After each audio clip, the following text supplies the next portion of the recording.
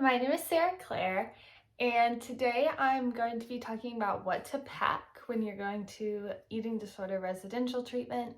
I share my story and tips and tricks here and on my Instagram. Before I left for residential, I looked everywhere for some kind of guide on this, and they did send me one.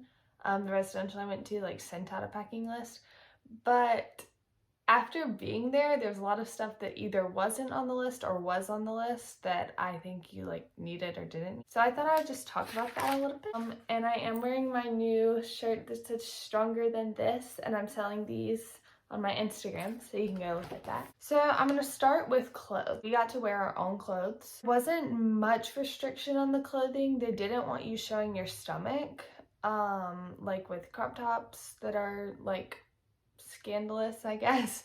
That was the only thing they were kind of iffy about. So I would say go comfy. Some people brought jeans and cute outfits to wear, but I would say go comfy.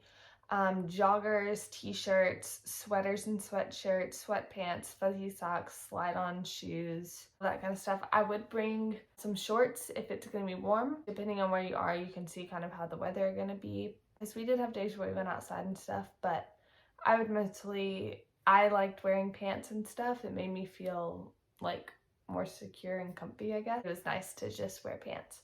So like I said, joggers, sweatpants, leggings, stuff like that. Pajama pants. A lot of people just wore pajama pants. And then like I said, slide on shoes.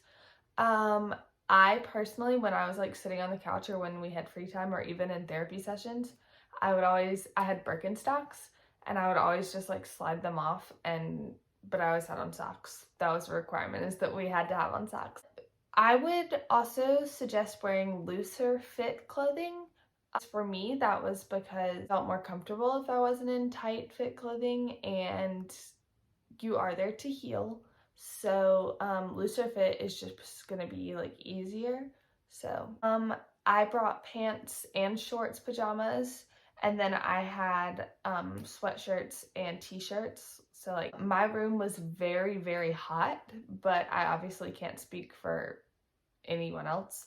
But I was glad that I had shorts to sleep in. I would bring enough clothes for 1 week, so 7 outfits, and I would normally wear my pajamas twice before washing them. So maybe 3 or 4 pairs of pajamas and 7 outfits. We got to wash our clothes once a week, so I would just have my 7 outfits that I would rotate through the week. Now I'm gonna move on to hygiene materials.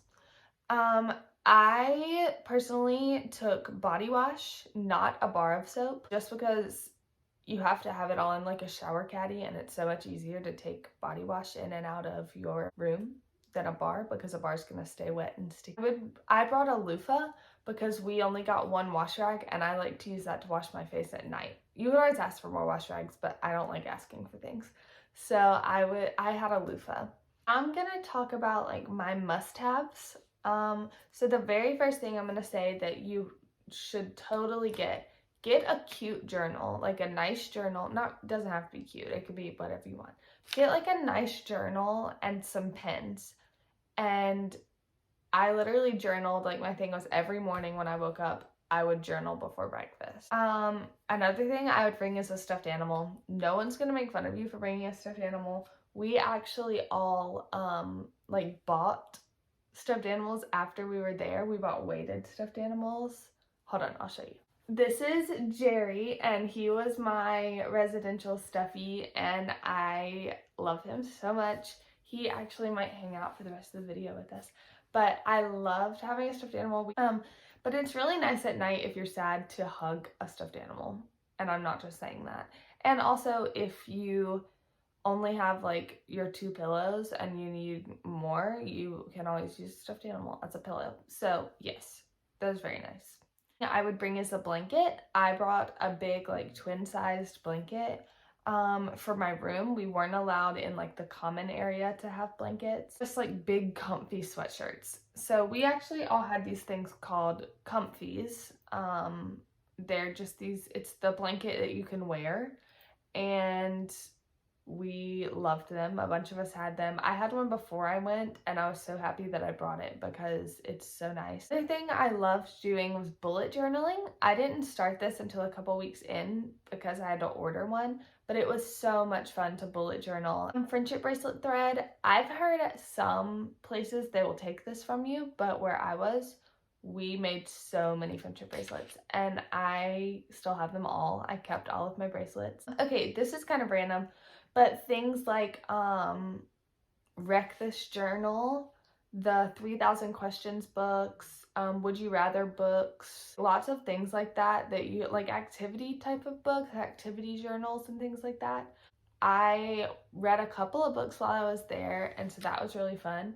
So I would definitely, if you like to read, bring a book. If you like to craft, I would definitely bring some craft supplies. Like I said, you can't keep scissors, you can't keep anything that's like sharp, or I don't think you can keep glue or anything like that, but you can always ask for it. But I wouldn't bring an overwhelming amount of stuff. Like, I brought kitty scissors thinking I would get to have them, but I couldn't, and then they had kitty scissors there. You can bring like some canvases if you want. This is something I made while I was there and had everybody sign. A sketchbook is a good thing to bring. Little kid craft kits that don't involve like sewing or gluing, didn't involve a sharp, are super fun. Like these no-sew pillows and this thing where you like tie together a quilt and like fun stuff like that. Oh, paint by numbers, diamond art, anything that's like could take up time. Super fun, and I definitely recommend that you bring this. This is a pretty straight to the point video, but I just really wanted to share what I think is good to pack for residential. So yeah, thank you for watching.